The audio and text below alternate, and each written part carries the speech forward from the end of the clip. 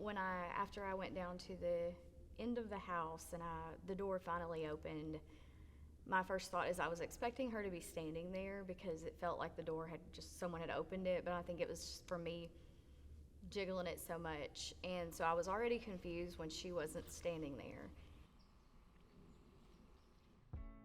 I work at Community Health Corps. I'm a mental health professional.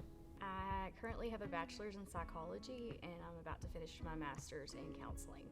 I was recently nominated and won the Best Mental Health Clinician in Cass County. I met Tiffany when she was about 7 years old, and she was quiet, shy.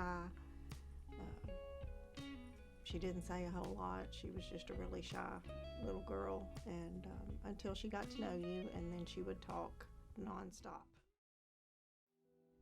So it was April 13th, 2005 on a Wednesday. I was supposed to be getting ready for school, and I woke up on my own around 9 o'clock. I was kind of confused because I didn't understand why Mom hadn't woke me up yet for school. And so I got up, jumped out of bed, and I ran straight to her bedroom, which was at the other end of the house. The door was closed, it appeared to be locked, and I finally jiggled it enough and was able to get it open. And when I looked over at the wall, the first thing I thought was, were they painting? Because it was very graphic and I was just really confused. I remember feeling very confused about everything, but it still hadn't clicked in my mind yet what had happened yet. As soon as I went and got my brother, we ran back there together, and he automatically knew what had happened just because he was old enough to understand. And he told me to get out of there and call 911. So I ran back to the living room and I called 911. And they told me that they were gonna get me on medical. And so as I was waiting on them to get someone else on the phone, my brother came back in the living room and he was just pacing all over the place.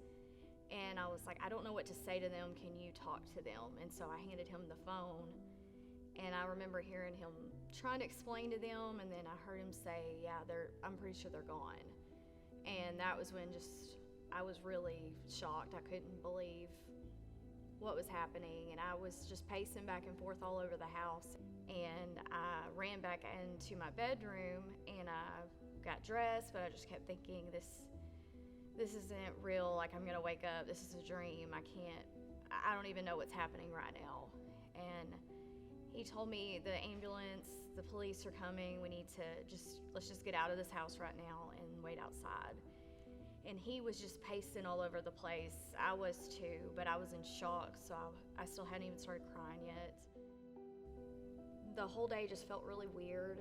I just felt like,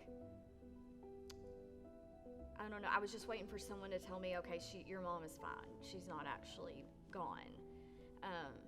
My brother was separated from me because he had just gotten out of prison a month before this happened, so they were questioning him.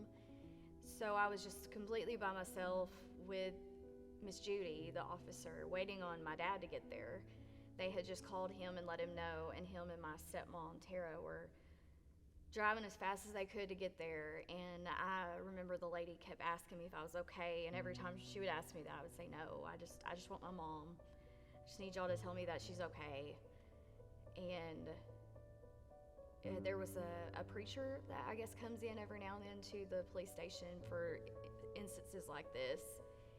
And she walked with me to him, and he asked me if I wanted to pray, and I just kept praying, like, please just bring my mommy back. Like, sorry. I wanted it to not be real. And I remember him praying with me, and Miss Judy just held me and let me cry until my dad got there. And so she just really stood out to me. Well, it was, when we first got there, they called us in there to talk to us first and let us know what had happened and what all she may have seen, and just kind of get us a little prepared.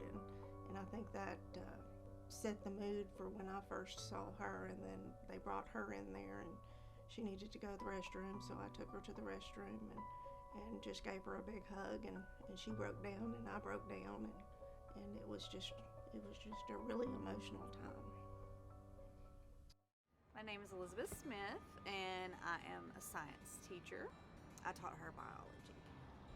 Tiffany was tiny, and she was quiet, and she was kind, good manners, good student. I think that it made it really hard as a student because other kids would talk about their mom. So I think she hit it well. And I think that it made her have to be stronger because she didn't have another option. I think that she has become an amazing mom, and I think probably when she had her baby, it made her realize the love that her mom probably had for her, because it's hard to understand until you have your own kid.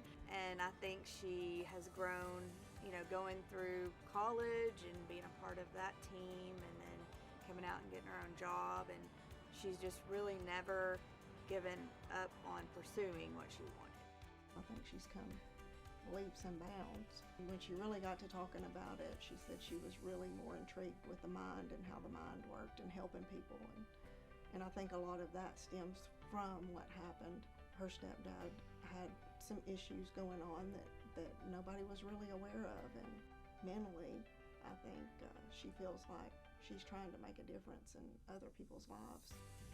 I guess just that no matter what, you can still come out of it on a positive side, and with the right kind of help from a professional, that you can get through it.